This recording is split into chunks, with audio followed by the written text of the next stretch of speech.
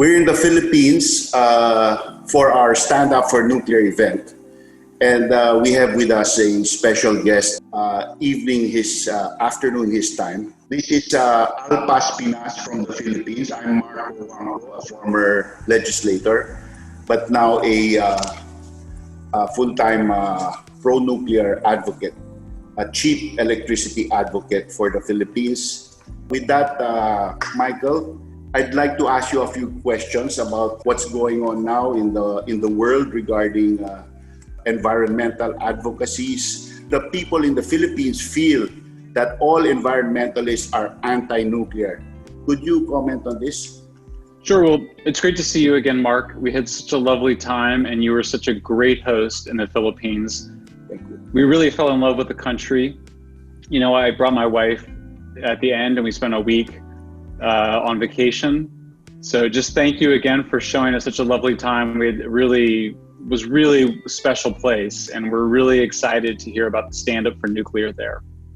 So, you know, I will say around the world, the response to our call to stand up for nuclear has been incredible. Last year, we had over 33 cities that did pro-nuclear events for the first time. This year, there's over 40 cities. We may get over 50 cities. All of this happening in the middle of a pandemic. And so it takes extra courage. But what we're seeing is that one of the main motivations for people to want to use nuclear power is because it provides cheap, pollution-free electricity. It also is reliable. The problems that we have with renewables, as you know, is they're not reliable. So even in California, a very wealthy state and a very wealthy country, we're having very significant problems. We're having electricity shortages, we're having power outages because of our over-reliance on solar and wind. And so what we're seeing, Mark, is an incredible response to people to do something so simple in some ways, because of the problems for nuclear, as you know, are just related to the fact that people don't know anything about it. They just have only heard negative things. There's been so much propaganda against it. So really what we're doing is people are just staying up, they're going to train stations, public squares, plazas, the mall, anywhere we can interact with people. Do you think there's a awareness among environmentalists that nuclear is the solution to global warming and climate change? I mean, it's changed enormously in just a few years. I mean, just a few years ago, we would go onto social media and people would say, well, but nuclear pollutes the air.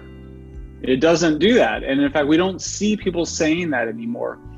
In the United States in particular, but also in Britain, in Korea, in Taiwan, there's awareness that nuclear is pollution-free electricity. It's also cheap electricity, particularly for countries like the Philippines that have to import so much of their energy. So we are seeing a huge change, Mark. I mean, I think we saw a change in the Philippines when we were there. I'm feeling so happy that the president of the Philippines has been speaking out for nuclear. The country's exploring nuclear. My understanding is that you're now looking at maybe you'll partner with the Russians or maybe you'll restart Bataan. It just seems like there's been a huge shift, both in the United States, in Asia, in Europe, including in the Philippines.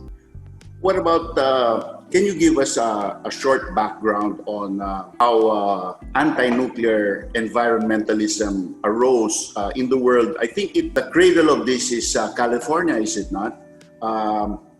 And then from there, since you were an environmentalist, and my understanding is that you were initially, or for a very long time, very anti-nuclear. What drove you to consider nuclear, and aren't you supporting wind and solar? What happened there? Yeah, I was anti-nuclear for most of my life, like most people might be. I just didn't know anything. I was very afraid of it. I got it mixed up with nuclear weapons, totally separate technology.